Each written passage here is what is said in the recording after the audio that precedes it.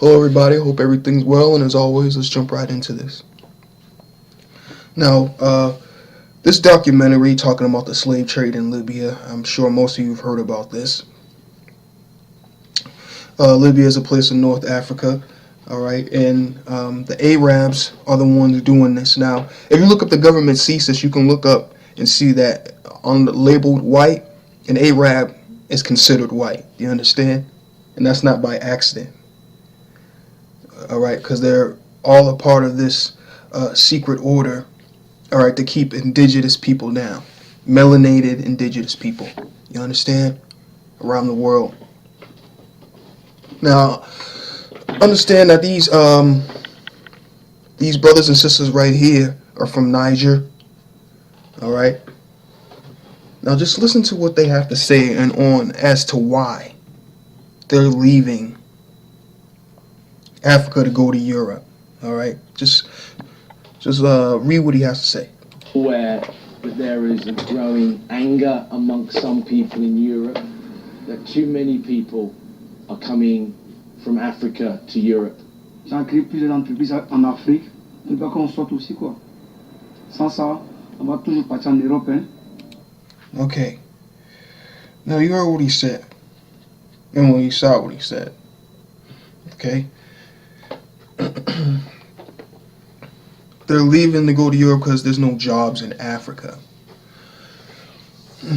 Okay. Now, I've talked about this previously in one of my videos, why black people are unestablished in the modern era and how Africa was destabilized. All right.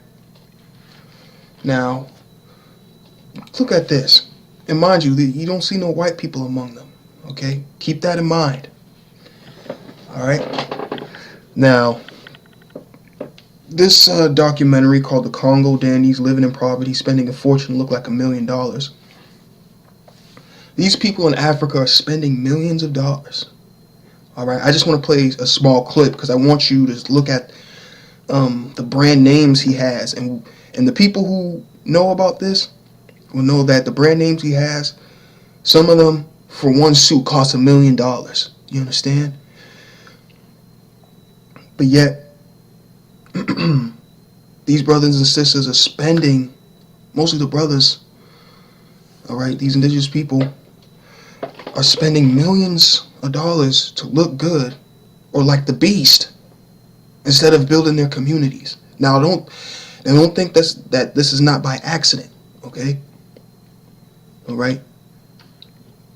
They keep you destabilized and they give you your mind while they're trying to make you look like them. Or you're trying to look like them. All right? But just listen to what he says.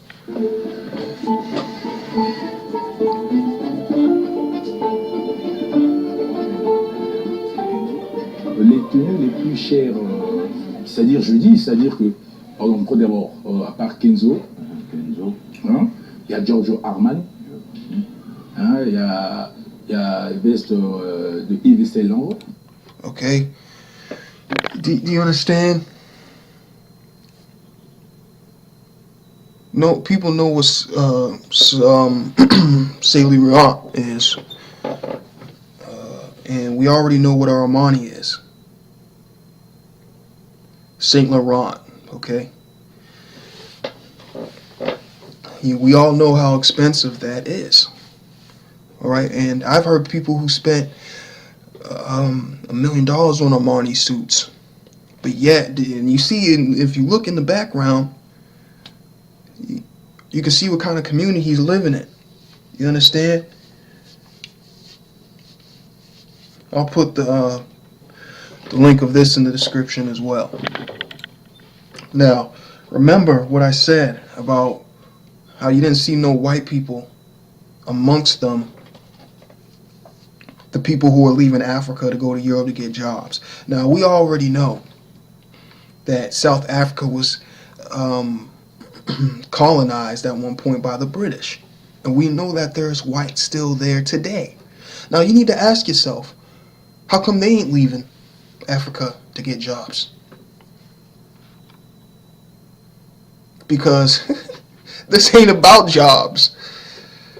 That's the thing. This is about putting indigenous people back into slavery. All right. All right. Now, I'm gonna play this small clip here. It's about 2-3 minutes. This 32-degree Freemason talking about how they feel about minorities, especially blacks, and how this friend, this guy who had a friend who wasn't in Freemasonry, and how they were destroying his business because he wasn't one of them. All right.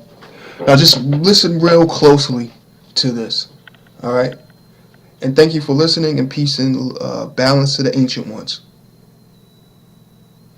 His father told him this, quote, "If you are not one of us, you are nothing," unquote. Is this generally true? Is this the way Freemasons generally think about people who do not belong to their organization? I have personally seen Masonry interfere with family ties before, and yes, this is just how they look at the world. They consider the world to be profane, unilluminated, and this just goes hand in hand with the general attitude that is conveyed by all Masons, that they are on their road to their own form of godhood, and this manifests itself in severe racism. For all the people out there that may not be too familiar with Masons or Masonry, and this especially goes for members of minority groups who have often and usually continue to be excluded from Masonry, and especially for women, I'm here to tell you that you are not welcome in the Lodge. You never will be, and you never have been welcome to the Lodge. This especially goes for blacks, in spite of the Prince Hall Masonry, which is the biggest joke and the biggest scam and the biggest insult to any single race I've ever seen,